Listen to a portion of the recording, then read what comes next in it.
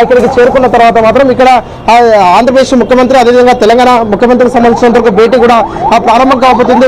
భేటీ ప్రారంభమైన తర్వాత దాదాపు 3 నుంచి 4 గంటల పాటు కూడా ఈ భేటీ కొనసాగుతుంది అని దానిపైన కూడా ఇప్పటివరకు అధికారులు ఒక క్లారిటీ ఇస్తున్న సిచ్యువేషన్ అయితే కనిపిస్తుంది. 6 గంటలకు ఈ సమావేశం ప్రారంభమవుతుందని చెప్పేసి కూడా మొదటి నుంచి చెప్పిన సిచ్యువేషన్ కనిపిస్తుందని చెప్పవచ్చు. కానీ ఇప్పటికే ఆంధ్రప్రదేశ్ ముఖ్యమంత్రి మరికొద్ది క్షణాల్లోనే ప్రజాభవన్కి చేరుకున్న తర్వాత ఈ సమావేశం ప్రారంభం కాబోతుంది. అటు ఆంధ్రప్రదేశ్ అదేవిధంగా తెలంగాణకు సంబంధించిన కీలక అంశాలపైన ఈ భేటీ జరగబోతుందని చెప్పొచ్చు. ప్రజెంట్ మనం చూడొచ్చు హెచ్ఎంటీవీ స్క్రీన్ పైన ఆంధ్రప్రదేశ్ ముఖ్యమంత్రి నారా చంద్రబాబు నాయుడు ఇప్పటివరకే ప్రజాభవన్ కూడా చేరుకున్నారు.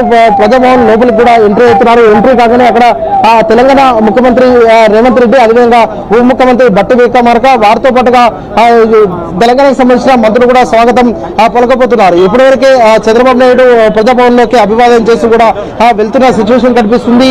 ప్రజాభవన్ కి చేరుకున్న వెంటనే మాత్రం ఈ సమావేశం కూడా ప్రారంభం కాబోతుంది. మొదటిగా ఇరిగేషన్ అదేవిధంగా విద్యుత్ అంశాలు కావచ్చు, అదేవిధంగా షెడ్యూల్ 9 అదేవిధంగా షెడ్యూల్ 10 కు సంబంధించిన కీలక అంశాలపై కూడా చర్చ జరగబోతుంది. ముఖ్యమంత్రి నారా చంద్రబాబు నాయుడుతో పాటు ఆంధ్రప్రదేశ్ సంబంధించిన 3 మంత్రులు అదేవిధంగా సిఎస్ వారితో పాటుగా ఆంధ్రప్రదేశ్ కి సంబంధించిన 2 అధికారులు కూడా ఇక్కడికి చేరుకున్నారని చెప్పుకోవచ్చు.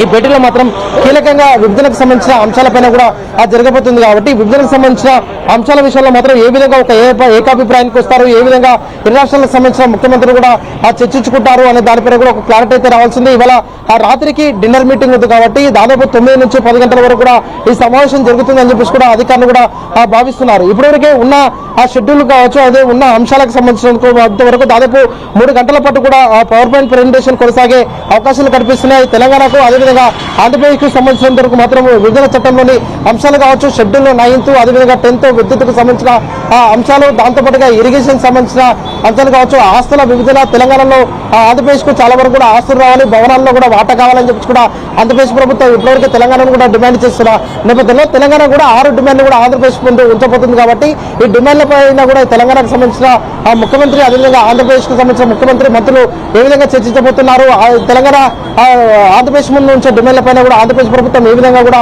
స్పందించబోతుంది అన్న దానిపైన కూడా ఒక క్లారిటీ రావాలి. అదేవిధంగా ఆంధ్రప్రదేశ్ ప్రభుత్వం తెలంగాణ ప్రభుత్వం ముందు ఉంచే డిమాండ్ కావచ్చు, విభజన చట్టంలోని అంశాలు, ఆస్తులు, దాంతోపాటుగా అప్పులపైన కూడా ఇరు రాష్ట్ర ముఖ్యమంత్రులు కూడా ఏ విధంగా ఒక ఏకాభిప్రాయానికి వస్తారు అనే దానిపైన కూడా ఒక క్లారిటీ అయితే రావాల్సింది. శీలా రైట్ ప్రవీణ్, ఇప్పుడు మనం చూసుకున్నట్లయితే ఇరువురు ముఖ్యమంత్రులు కూడా అండ్ ఎవరైతే ఈ భేటీలో పాల్గొంటున్నారో మిగతా నేతలందరూ కూడా ప్రజాభవన్ కు చేరుకున్న దృశ్యాలు మనకు కనిపిస్తూ ఉన్నాయి. ప్రస్తుతం అయితే ఏపీ సీఎం నారా చంద్రబాబు నాయుడు ప్రజాభవన్ కు చేరుకున్నారు. తెలంగాణ సీఎం రేవంత్ రెడ్డి పుష్పగుచ్చం ఇచ్చి ఆయన్ని ప్రజాభవన్ కు ఆహ్వానిస్తున్న దృశ్యాలు మనం హెచ్ఎంటీవీ స్క్రీన్ మీద ఎక్స్క్లూజివ్ గా చూస్తూ ఉన్నాం.